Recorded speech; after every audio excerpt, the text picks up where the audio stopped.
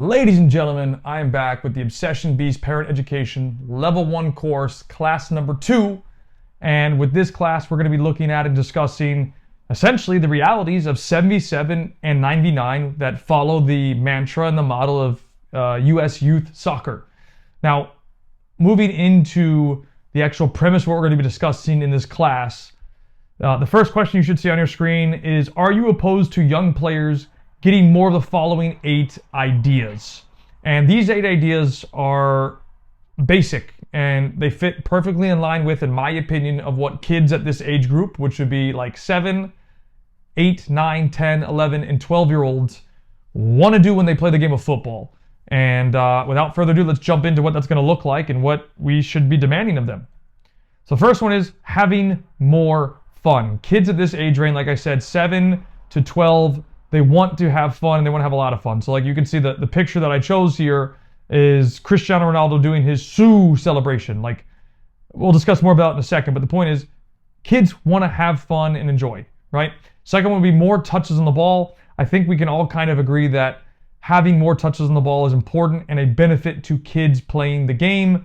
That means they have to make more decisions, they have more options and more choices that they have to be involved in as part of the decision-making process. And that obviously reflects on having more touches on the ball. Now, next one, the third option or third piece is playing multiple positions. And look, I know some people might say, well, you know, my son's a striker and he's a 9-year-old, or my son's a left wing and he's 10 years old. Your children, from my experience and expertise, if they are not a generational talent, which again is a 1 or 0.00001% player, should be playing a variety of positions to develop, get prepared, and learn. And of course, it's an experience. Now, I think we can all agree that scoring more goals, especially for young kids, that's what kids want to do. They want to emulate their favorite players. And typically, favorite players, like young kids' favorite players, are guys that score goals. Okay? And then the next one, last one, is celebrating. And this is huge. If you look at the picture before with scoring more goals, you got Ronaldo again doing his celebration. Kids score goals. They want to emulate their favorite players when they score goals. Same concept. So they want to do the Mbappe. They want to do the Ronaldo. They want to do the Messi. They want to do whatever else celebration that's hot right now. That's what they want to be doing. And that's the reality of kids at this age group. And those are the 8 things. So I would assume, correct me if I'm wrong, that you would be okay with or not opposed to these 8 things that I just highlighted. Celebrating, scoring more goals, playing multiple positions, more touches on the ball, having more fun, etc., etc., etc. And there's actually a couple more things that's coming, but I just want to make sure you guys understand, right? So far, out of those things we just looked at, here's the next one that you guys are so far okay with, right? Now we're moving on to the next one, which is involved in all 4 phases of play. This is key and critical, right? So we look at this. They need to be involved in attacking, so that means the team has the ball, transition to defending, that's what the next one is, so if you look at the arrows, so that means we've now lost the ball. We need to get our butt back to defense. And then there's actual defending. So the opponent has now controlled possession of the ball. There's no longer a transition. It's now full on defending. And then the final one would be transition to attack. The team is now regaining possession. And what happens a lot is kids that are involved in this at 77 and 99 typically get stuck playing a single position. So they get stuck playing defender. And then, or I should say they get stuck playing striker. And they don't get the chance to play different positions, so they don't get to experience all 4 phases of play. So that's key. Next one is being better prepared for the next level. So what you see here is level up. Kids can level up by what's going to happen shortly, or what you'll see shortly. And that's just giving them the opportunity to be better prepared. I don't think you're going to be opposed to that. Next one would be falling in love with the game. And you'll understand shortly why I put this here. This kind of ties back to having fun, scoring goals, celebrating. Kids at this age want to do those type of things. That's what we're trying to help them do. Now, next piece is, do you know why 7v7 is so difficult for the average youth American soccer player? And, you know, that is a very, very good question that we now have to discuss and answer. And if you want me to give the answer now, I will, which you probably do if you haven't thought about it yourself. But the average, I didn't say the top, I said the average youth American soccer player at 7v7 are relatively new to the game. They don't have a lot of skill. They don't have a lot of understanding of game-based concepts. They probably just came from recreational. And so they're just going to be missing core and fundamental skill to be successful playing 7 versus 7. Now, like I said, you're going to see that they're going to start soccer late. They're going to have limited time spent with the ball and limited time watching and seeing the game from their perspective, which means experience. And that leads to what I said earlier. They will not be prepared with the tools/skills necessary to play the game successfully. And this is key. And I actually have an entire class just talking about the skills necessary for kids to be successful at 77 and 99. And, think of skills as tools. So let's frame this back to like kids going to school. When they go to school and they have to start reading, they don't read an entire book right away, do they? Of course not. They're going to read segments. They're going to read words first, really. They're going to read probably first a letter. They're going to read a letter first. So that's why you learn the ABCs, A, B, C, all the way through Z. And then they're going to start learning words. And then they're going to start learning phrases. Or maybe when I say phrases, I mean like 2 words. And then they'll start learning sentences. And then they'll start being able to get closer to actually reading. And it's the same thing in football. Kids need to have the tools to be successful to play the game. And that's not what happens because these kids, unfortunately, at 77, for 98% of the country, it's just a continuous cycle of not enough skill, not enough ability, not enough experience, game experience to be successful. And that's huge because if you don't have the tools, and again, thinking about the school reference I just gave you, is it realistic that I should expect a child that cannot even do ABC correctly and identify those words to be able to read a page or a book? And I think we can all come to an agreement that that would not be accurate, that I could expect that. That's why I'm saying the continuous cycle. We continue to have kids that are about 98% of the country that don't have the level, don't have the skill, they're new to the game, they don't have the experience about playing, and we're throwing them into environments that they're not ready for. And then you get parents at this age that are basically first-time soccer parents. So, they've never played the game at a certain level, like above high school, because high school is not high level, in my opinion. Are there some high schools that are high level? Sure, you have residency programs that are high level, yes. But the average high school is not high level. So most parents have not played above high school, which means like college or professional. So they, again, are either new to the sport or first-time parents that maybe have some little knowledge of the game, and they're being thrown into this and they don't know what to look for either. Hence the key thing about this course. Okay?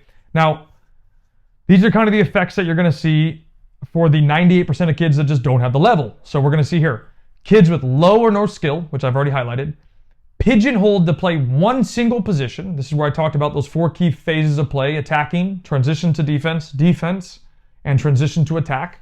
They're going to be stuck playing defender, and they never get to play other positions to learn more. Or maybe they're just a goalie, for example.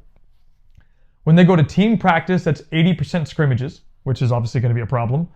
And then you're going to see a lot of kick it, boot it, and send it, which I think we've already discussed, but those are the 3 most vile words in the game, which continues to promote American soccer and not football.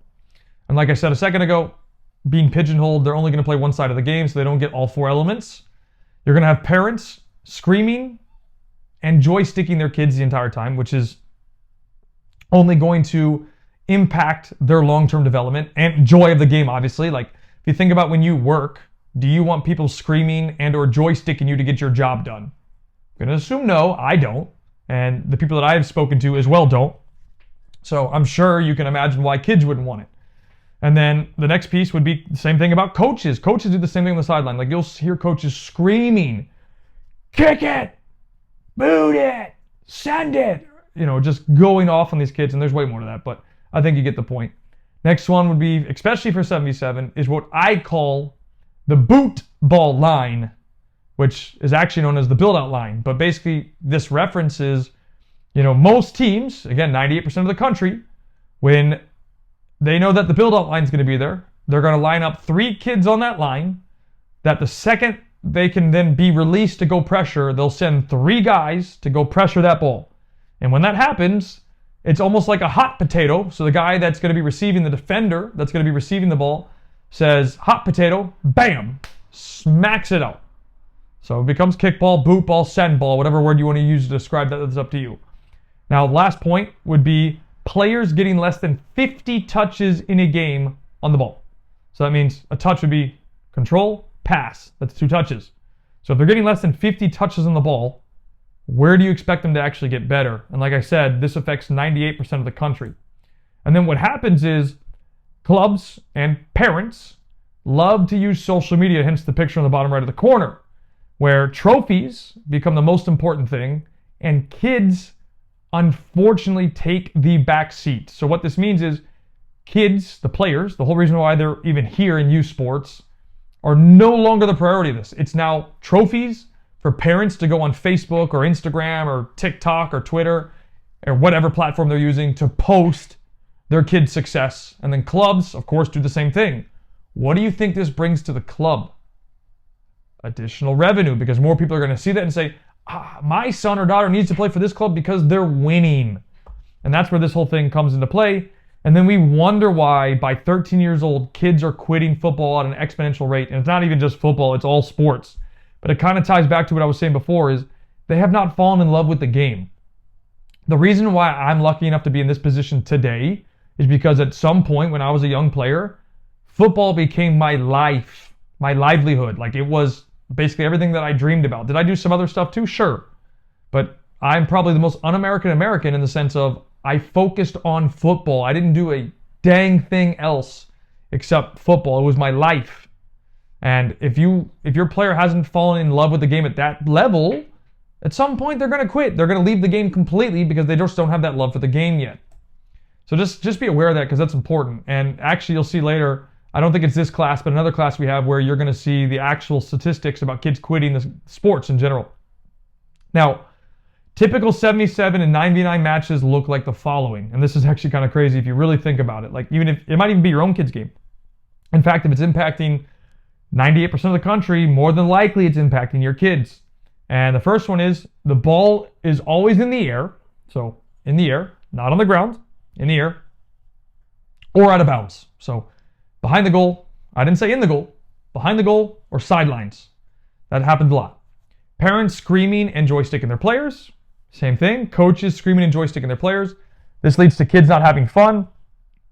And same thing, low or non-skilled players playing without the tools necessary. And this also leads to not having fun. Like, again, think about the whole reading concept I gave earlier.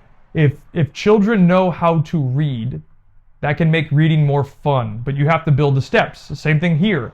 If kids cannot dribble, pass, and receive the ball very well, they don't have the tools to be able to play the game on a basic level. And I haven't even introduced the concept about tactics yet.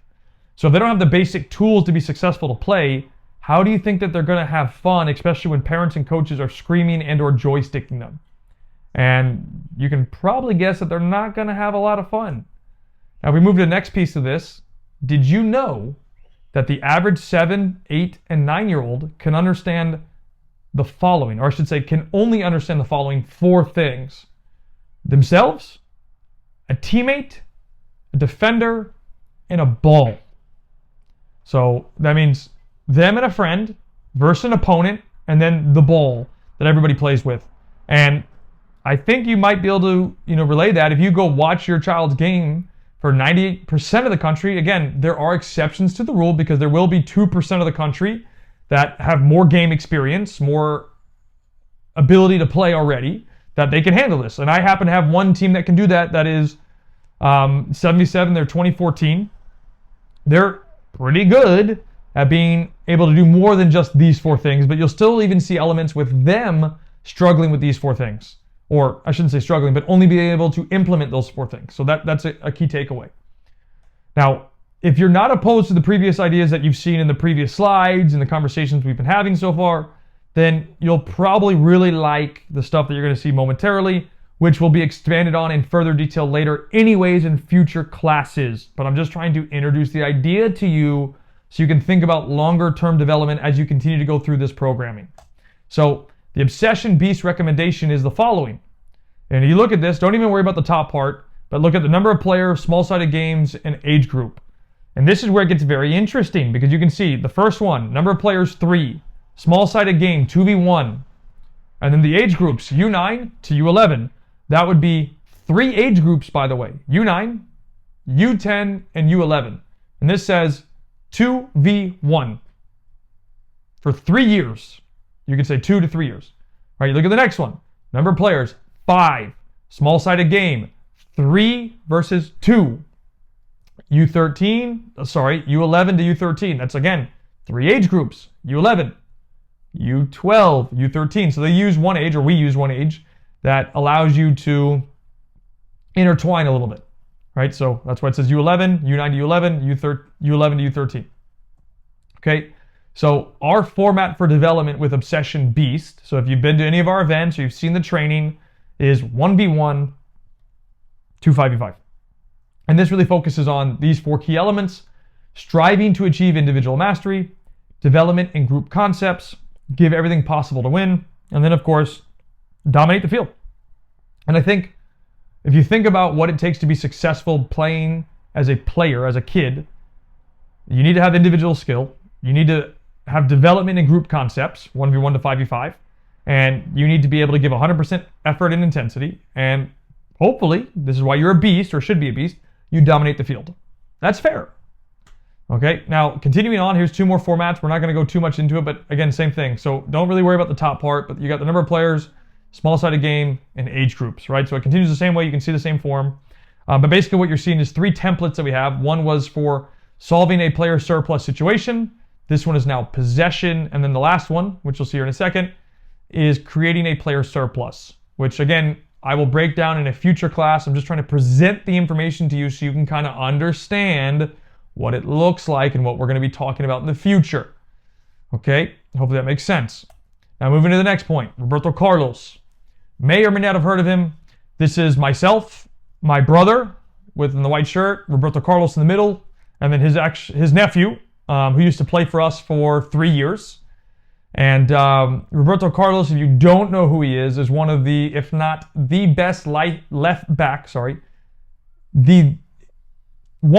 not the, in my opinion, he is the best, but left back, so number 3 in the world to ever played the game. And he has won, for example, the World Cup with Brazil in 2002. So I was fortunate enough to have his nephew play in my program for 3 years. And what's very interesting is we were at a tournament. It was actually a futsal tournament. He came to watch, and he's super famous, so we had a bunch of people coming up to him and whatnot. Kind of besides the point, but where I'm going with this is, he watched his nephew play, I believe, at least 2 games, if not 3, for sure 2. And if anybody would have the right to give feedback, talk to, coach, in the sense of what he's been able to achieve in the game, it would be him. Now, where I'm going with this might surprise you a little bit. A guy that has played at that level, won the things that he's won, played for the biggest clubs and biggest club, arguably, in the world in Real Madrid. The way that he behaved on the sideline was kind of surreal and might shock you. And basically how he behaved on the sideline, which I'm going to quickly explain to you, he actually sat on our team bench, so he's sitting there on the bench with us, and the entire time, he's clapping, he's waving, and he's smiling. And he did not throw out one instruction. He did not conversate anything about the game at all out loud, maybe, to the people that he was sitting with, but nothing out loud to the kids while they're playing. Quiet the entire time in terms of that aspect. So, he was having signed conversations with the people that he was sitting with. Whether or not he was discussing with them some ideas or whatnot, he might have been.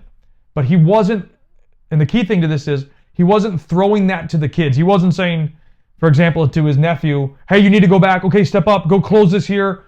Okay, get the ball, play a 1-2, run forward, and shoot. Nothing. There was no words coming out of his mouth. And I think we can come to an agreement that if anybody would have the right to speak, it would be him. And to really emphasize this point, if he decided to talk and give some sort of points, I would have shut my mouth and be like, Roberto, please, you have a better playing resume than I do. Step up, take this. But again, he's been at the complete elite level. he's done something that, I mean, we're going to put a percentage on this, less than 0.0000000000000000001% of people have ever done in the world, and that's win, not even just play, win a FIFA World Cup with Brazil in 2002. So he played with like Ronaldinho, Ronaldo, Rivaldo. I mean, the list just goes on and on of who he played with. And he's not opening his mouth. So why do we have coaches and parents that don't have the same resume as him constantly berating, screaming, and joysticking kids when he doesn't do it? And he would have every right to based on his resume. So I want you to think about that, okay? Now, think about your child now. What does your player want to do? And really, like I said before, why do they want to play? Now, if your kid's sitting next to you when you're watching this or they're around you, I really want you to go and basically ask them this. When your child is playing the game, what does your player want to do? Now, more than likely, they will probably say some of the following, if not all of the following, especially for this age range of 77 and 99. They're going to say things like have fun, play with friends, score goals, show off or showboat, play different positions, aka experience, be involved, and or feel important, celebrate, and mimic their favorite players. These are some of the responses that I got. Hopefully that makes sense to you as why kids play. And these were the overwhelming majority of what the answers were. And I think that's important for people to understand that these are probably the reasons why your kids play outside of having a goal. And they might say, hey, mom, dad, I want to be a professional. So outside of the end dream of wanting to be a pro or wanting to earn a college scholarship or whatever, these are going to be the reasons more than likely that they want to play. Again, there may be an exception to the rule, but the overall theme is they want to do these types of things. Now, let's take my recommendations away. Like I said, you're going to see these basically after every single course or class, and it's just the kind of the keynotes from the piece with this. So you want to maximize your child's playing time 1v1 through 5v5. Think about Roberto Carlos. Remember to cheer and be supportive of your player. Don't coach, don't joystick. You need to find a coach who cares. This is going to continue on from the last class. And you need to be okay with your child making mistakes. Because again, think about Roberto Carlos. His nephew in those games made a lot of mistakes, I'm sure. I don't remember verbatimly, but I'm sure he made a lot of mistakes. He's not sitting there berating his nephew for making those mistakes when he probably could. I mean, of course he could. But he's not doing that. He's letting him go through the process and have fun and enjoy what's going on. And those are things that you need to be okay with too if your child's going to have the best chance of success. So that's the end of class number 2. We'll go ahead and see you guys in class number 3 here in the near future. And I hope you guys took a lot away from this and keep working on it. I'm going to continue to keep pumping out the stuff that I think you guys enjoy and learn from. And as always, keep working hard, keep helping your kids in the way that you can, and make sure you keep learning and having that mindset to grow. See you guys in the next class.